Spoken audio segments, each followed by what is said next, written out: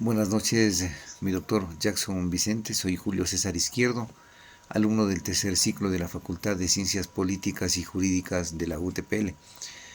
En esta oportunidad me voy a referir a los grandes nombres de la sociología jurídica. Entre ellos, Auguste Comte, Spencer, Marx, Durkheim, Weber, Wright Mills, Parsons, Dahrendorf, Popper, Kuhn, Gieden. Me voy a referir un poco de cada uno de los grandes tratadistas ya mencionados. Comte, junto al filósofo social Claude Henry de Rombreuil, pensaron que los científicos sociales podían estudiar la sociedad utilizando los mismos métodos científicos utilizados en las ciencias naturales. Comte también creía en el potencial de los científicos sociales para trabajar hacia el mejoramiento de la sociedad.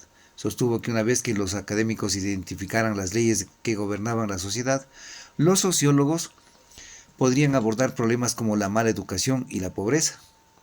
Creía que el uso de métodos científicos para revelar las leyes por las cuales las sociedades y los individuos interactúan marcaría el comienzo de una nueva era de la historia positivista. Si bien el campo y su terminología han crecido, los sociólogos todavía creen en el impacto positivo de su trabajo. Spencer. El filósofo inglés Herbert Spencer publicó El estudio de la sociología, el primer libro con el término sociología en el título. Spencer rechazó gran parte de la filosofía de Comte, así como la teoría de la lucha de clases de Marx y su apoyo al comunismo. En cambio, favoreció una forma de gobierno que permitiera a las fuerzas del mercado controlar el capitalismo. Su trabajo influyó en muchos de los primeros sociólogos, incluido Emile Durkheim. Marx. Karl Marx fue un filósofo y economista alemán en 1848. Él y Friedrich Engels fueron coautores del Manifiesto Comunista. Este libro es uno de los manuscritos políticos más influyentes de la historia. También presenta la teoría de la sociedad de Marx, que difería de lo que propuso Comte.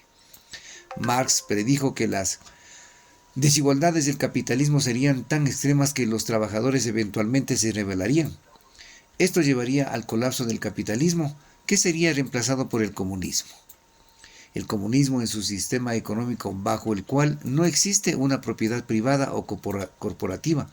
Todo se pone comunalmente y se distribuye según sea necesario. Marx creía que el comunismo era un sistema más equitativo que el capitalismo. Durkheim consideraba que los sociólogos podían estudiar hechos sociales objetivos. También creía que a través de tales estudios sería posible determinar si una sociedad era saludable o patológica. Él veía a las sociedades saludables como estables, mientras que las sociedades patológicas experimentaron un colapso en las normas sociales entre los individuos y la sociedad. Weber creía que era difícil, si no imposible, utilizar métodos científicos estándar para predecir con precisión el comportamiento de los grupos según se esperaba. Se argumentó que había que tener en cuenta la influencia de la cultura en el comportamiento humano. Esto incluso se aplicaba a los propios investigadores, quienes creían deberían ser conscientes de cómo sus propios prejuicios culturales podrían influir en sus investigaciones. Para tratar este problema, Weber y Dilthey introdujeron el concepto de Verstehen, una palabra alemana que significa entender de manera profunda. Al buscar Verstehen, los observadores externos de un mundo social, una cultura completa o un entorno pequeño intentan entenderlo desde el punto de vista interno. Wright Mills.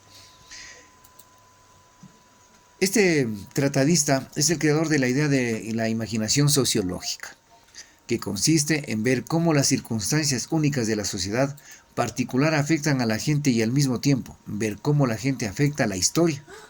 Cada individuo vive su vida en una sociedad particular con las circunstancias históricas de esa sociedad, influenciando grandemente en lo que ese individuo se convierte. Parsons.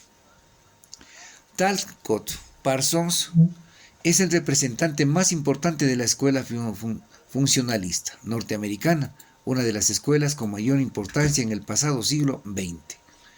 El funcionalismo tiene un concepto básico sobre el que gira su esquema: la acción social.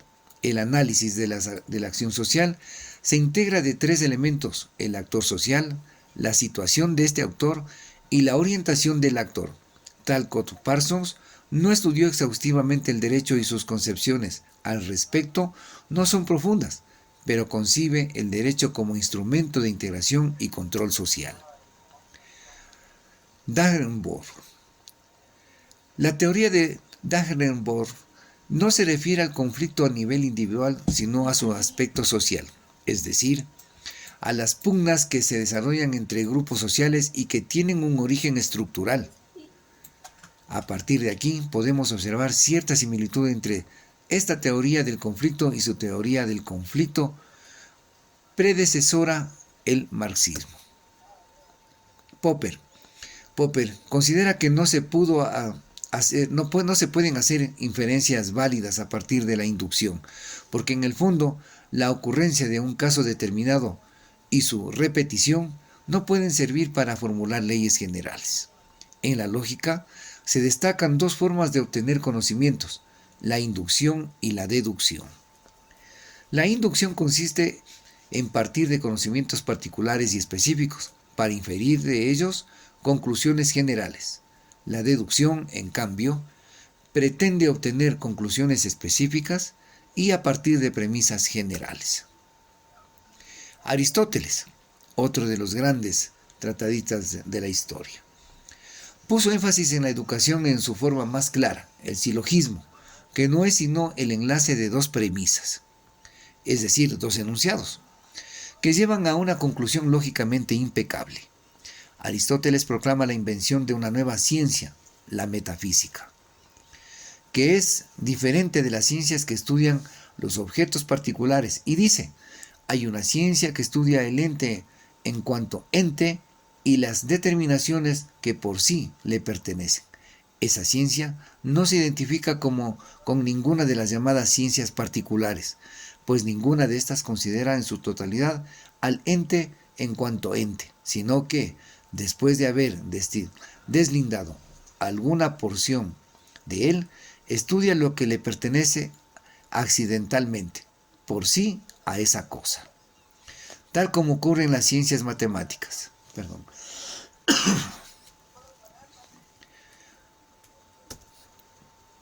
Bacon señalaba que es necesario conocer la realidad en cada una de sus particularidades, para con un cierto número de ejemplos, obtener leyes generales que nos permitan comprender el funcionamiento de la naturaleza. Bacon estableció sus categorías de conocimiento inductivo en un texto llamado Nuevo Organón, en memoria de Aristóteles, y al parecer como un anuncio de que se estaba cambiando la forma de conocer que hasta ese momento se privilegiaba en las universidades. Hasta aquí la tarea de mi estimado doctor. Gracias, buenas noches.